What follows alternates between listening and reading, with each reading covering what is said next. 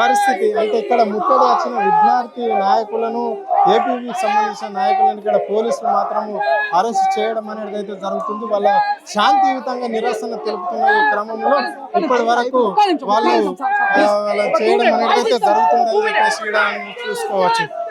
చెప్తామే ఏంటి అన్నా ఈరోజు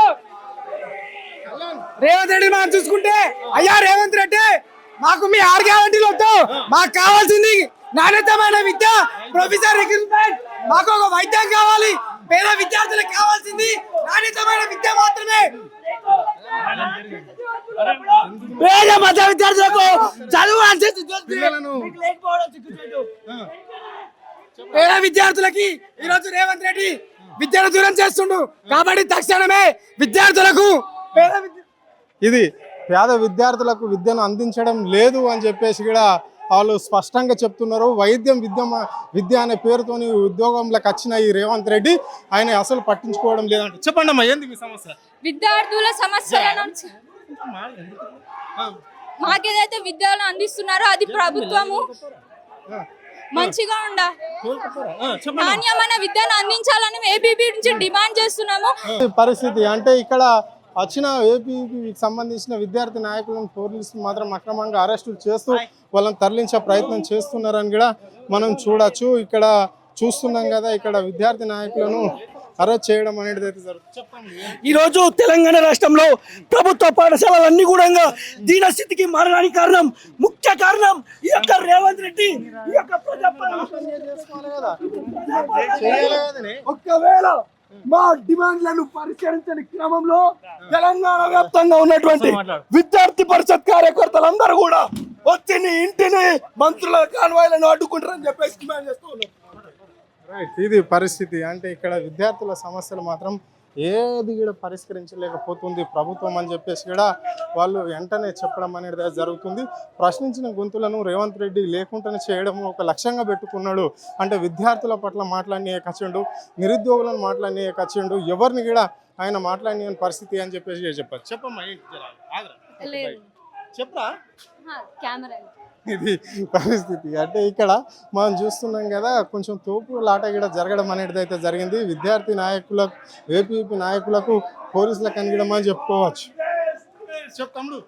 ఏదైతే రేవంత్ రెడ్డి వెంటనే ఫీజు నియంత్రణ చట్టం అమలు చేసి పేద విద్యార్థులకు అమలు చేసి వెంటనే పేద బడుగు బలహీన విద్యార్థులకి ఫీజుని తగ్గించి వారి కుటుంబం ఒక క్షేమాలు చూసుకోవాలని వెంటనే ప్రభుత్వాన్ని డిమాండ్ చేస్తున్నాం.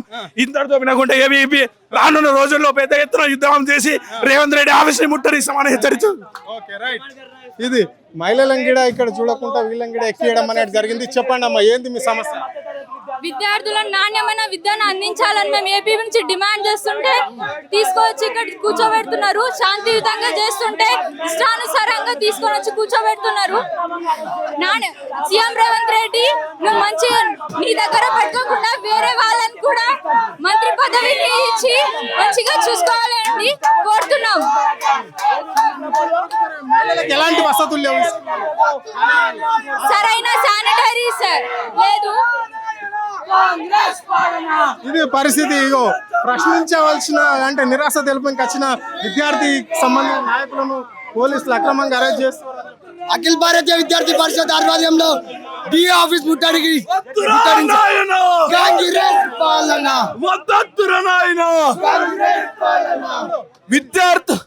విద్యార్థులకు తీవ్రమైన అన్యాయం చేస్తున్న రేవంత్ రెడ్డి వెంటనే రాజీనామా చేయాలి.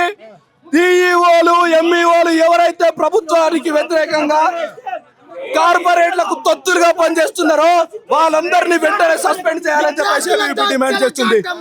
ఏదైతే ఇంటిగ్రేటెడ్ పాఠశాలల పేర్లతో విద్యార్థులందరినీ ఇంటిగ్రేటర్ పేరుతోటి విద్యా వ్యవస్థను రేవంత్ రెడ్డి బస్సు పట్టిస్తున్నాడు అని చెప్పేసి కూడా వాళ్ళు స్పష్టంగా చెప్పడం అనేది జరిగింది. ఈ రోజు ఓన్లీ ఎడ్యుకేషన్ సంబంధించిన కార్యాలయాన్ని ముట్టడించాము, రేపు మరి ఇంకో విధంగా కూడా